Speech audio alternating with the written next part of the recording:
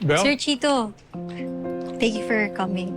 Yeah, I just got back from the States a couple of days ago, and I found out what happened. That's why when I found out you're gonna be here, I decided to come.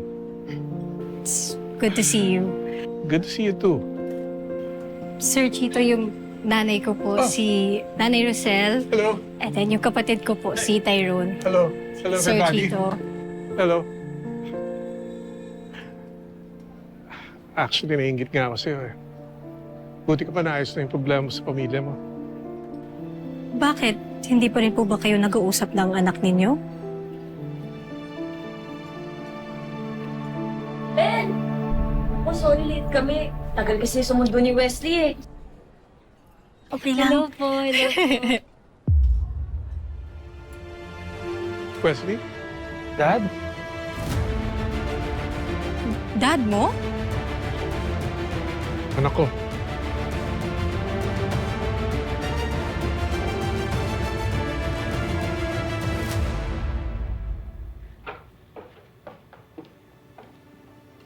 Oh, kumusta? Napadala mo na? Ginawa ko na ng paraan. Siguraduhin mo na hindi tayo papalpak dyan, ha? Inayos ko na mabuti at sinigurado ko na well-packed ang parcel bago makarating sa receiver. Good. Sigurado ako ngayon, mawiwindang si Rosel sa special delivery na pinadala natin sa kanya.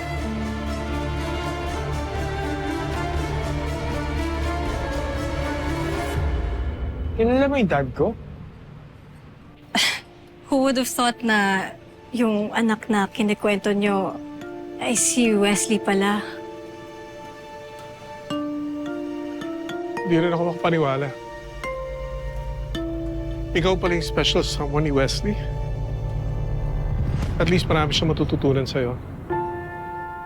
Kahit wala ako sa Pilipinas, kapante ako na babantay mo siya. Dad, I'm sorry. May kasalanan din naman ako. I was, and still am, your biggest headache. Naging mahirap akong anak sa'yo, Dad. And yes, I agree. Good influence sa Belle. I learned a lot from her. Natutunan ko sa kanya, kailangan natin magpatawad. Hindi lang sa mga taong nanakit sa atin, pero para sa sarili natin. We're both not perfect, Dad. At humihingi din ako ng tawad sa lahat ng nagawa at nasabi ko sa'yo. Should have handled things better. I'm sorry too.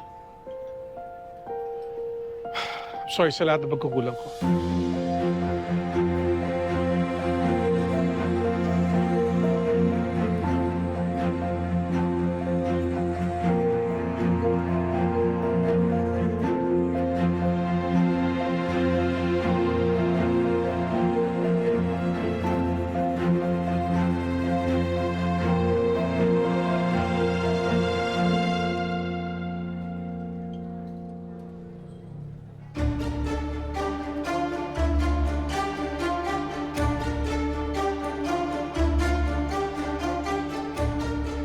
Tali?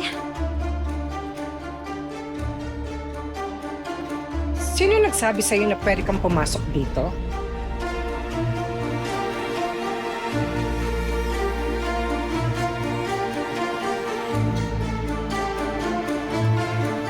Naibawa po kayo sa akin.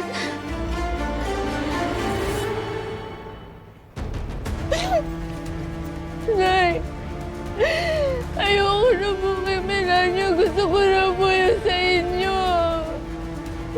Nay, lagi niya po ako sinasaktan. Binubugbog nung namatay si Tito Dario.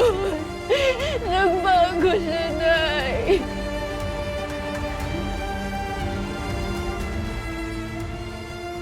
Tanggapin niyo lang po ako. Please, ulit patawarin niyo ako. Kahit na Kahit na anikan ko ba po yung paa ninyo, magsabihan kayo na, please, basta tanggapin niyo lang po ako ulit sa buhay niyo. Patawarin niyo ako, Nay. Nay, parang ako niyo na po, hindi po pamilya yung turing sa akin ni Melania, Nay.